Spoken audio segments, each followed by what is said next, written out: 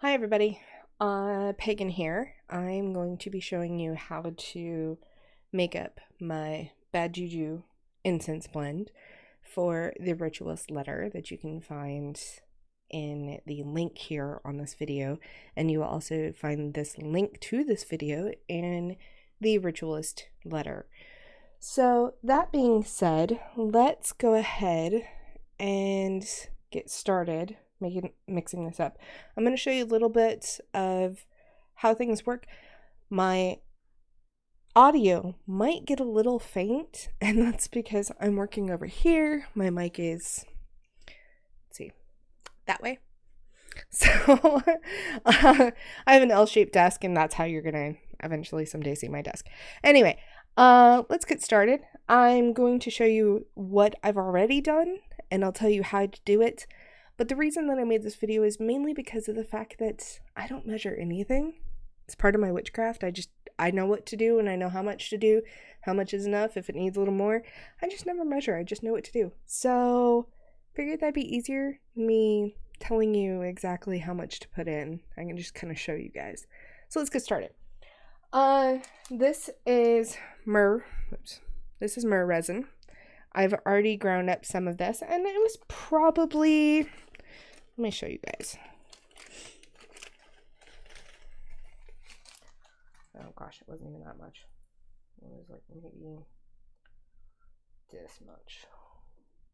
Oops, about that much. Okay, so not very much at all. So let's go ahead and put this back because I already have it in there. I don't need any more. I mean, oh Lord. If you guys are hearing thumps and stuff like that, that's probably my dogs out in the hallway. And of course my air conditioner turns on in the middle of me recording this video. So how awesome is that?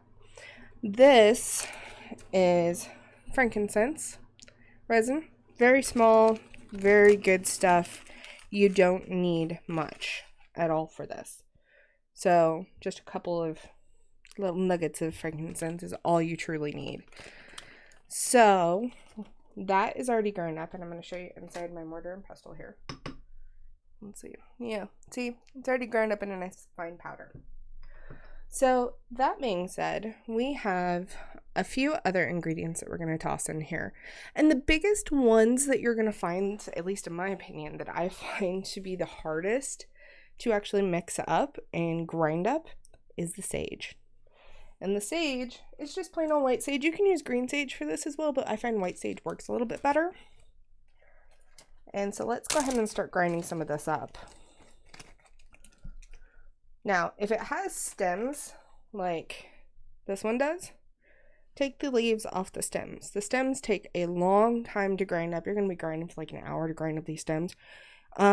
Personally, if you're going to keep the stems, which you totally could, I would keep them and burn them separately for like a white sage cleansing if you need it, but mostly you don't need them, to be fair. So let's go ahead and add these in.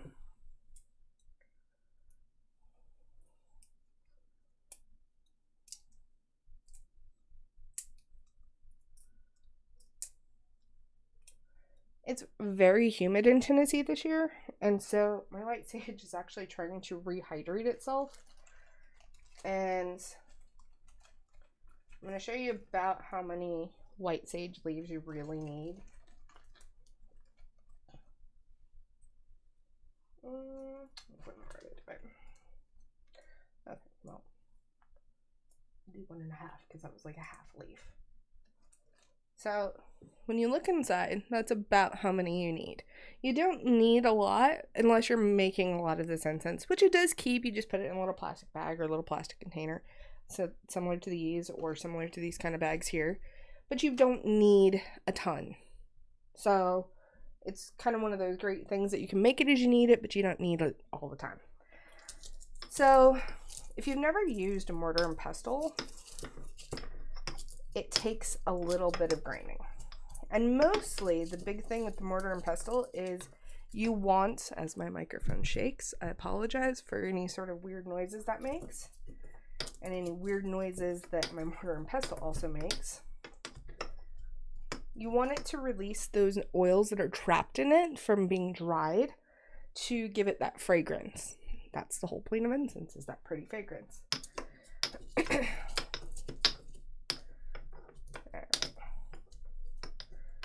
Now, if you're running into the same kind of problem I currently am, if your sage is not super dry, I mean like really, really, really dry, you're gonna run into this, where it's not grinding, which does happen.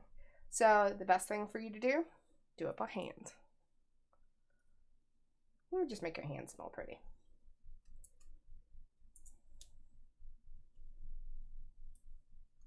And this stuff is super potent smelling as well, so it might make you sneeze. Heck, it might make me sneeze.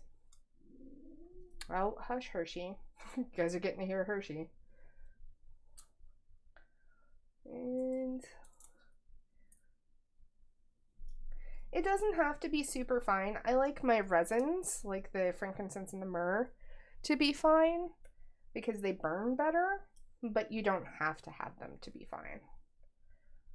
Honestly, if you really wanted to just put all this together in kind of a mixture whole, you probably could, but I still recommend the mortar and pestle mainly because it's going to combine those oils, combine those things, and make it all jive together in that wonderful magical fun. So, sage, about that. Doesn't have to be super ground up. You can grind it up more if you want to. Well, let's go ahead and give it a grind and see if we can get it to, but I doubt it will. As my altar cloth moves around. Alright, it's not doing it, but that's totally cool. That happens. I'm taking my glasses off because they're falling off my face. So, that being said, that is your 3 parts of sage. Now, we've already done our 1 part myrrh and our 1 part frankincense. Now, let's go ahead and do our 2 part lavender. So, your 2 parts lavender isn't going to be much more than that. It's going to be very basic, very simple. I tend to add a little more lavender to mine, mainly just because it smells good. But you guys can add as much or as little as you like. But try to keep it close to 2 parts if you can. A little extra.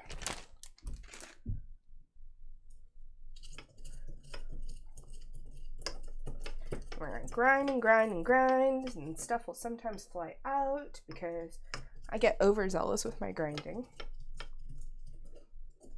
Alright. So that's all ground up. It smells deliciously amazing right now. Alright, now we have 1 part rosemary. 1 part rosemary is not much more than that. It's just basically a pinch or a little more. Like I said, I don't eyeball it. I just know how much has to be there. And again, grind and grind and grind. Now, some of you might be wondering, can I just add all my ingredients at once and grind them all up at the same time? You could, but you shouldn't. And again, it goes back to that releasing the oils. We want everything to meld. It's kind of like when you cook.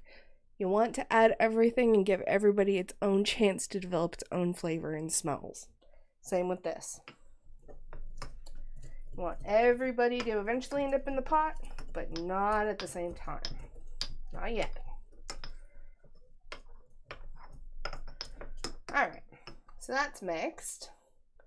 Now, this is cedar. These are cedar shavings. Basically, I had a friend shred or wood chip a bunch of cedar shavings, and he gave me like 2 huge bags of them. I've never had to buy them since. 1 second, everybody.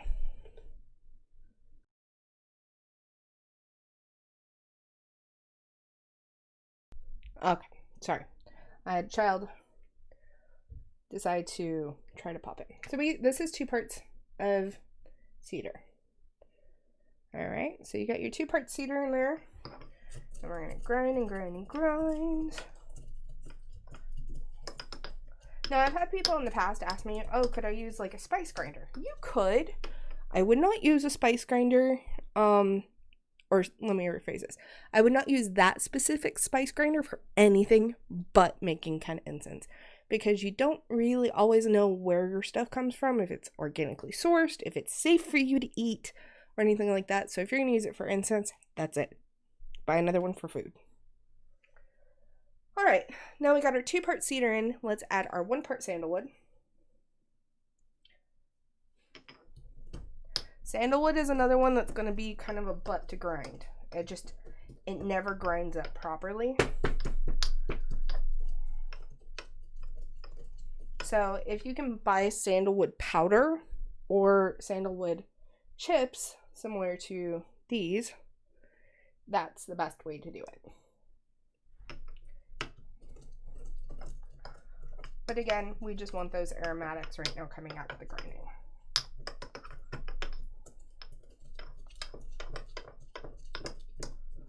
All right. So we got our sage, we got our rosemary, we got our cedar, we got our frankincense, our myrrh, our sandalwood, and our lavender. The only thing that is left is dragon's blood. This is dragon's blood incense. I've had this jar for like a decade. A little bit goes a long ways. So when you say 2 parts, I'm going to show you what 2 parts means. It's not much at all. Tiny bit of dragon's blood goes a long, long ways. Okay? That's 1 part. A pinch. So I actually dropped some on my desk. And a pinch. Does not take much. This is why this jar has lasted me forever. It does not take much at all. It's very potent stuff. Now, dragon's blood comes in a couple of different ways. This is dragon's blood incense. I believe this is synthetic. If you buy it in the raw form, it comes in resin. Okay? I do not buy it in the raw form because the dragon trees are actually becoming endangered. So synthetic is your friend. It's okay. Try to buy high quality synthetic though, not low quality. The higher quality, the better. And especially for this, but synthetic, do not use topically. Okay. Don't use it for your face creams or any of that good stuff. All right. So here is our incense. It's all mixed up. It's nice and loose. And all you do for this is you light a charcoal disc. And you put a little bit on your lit charcoal disc. And you let it burn. You can add as much as little as you like, but don't snuff out your charcoal. That's the biggest thing. So that being said, there's our incense. This is our bad JuJu incense. This will get rid of pretty much any sort of bad energies that you need to get rid of. It's great. It's fantastic. That being said, thank you so much for watching, and I will see you guys next time. Bye-bye!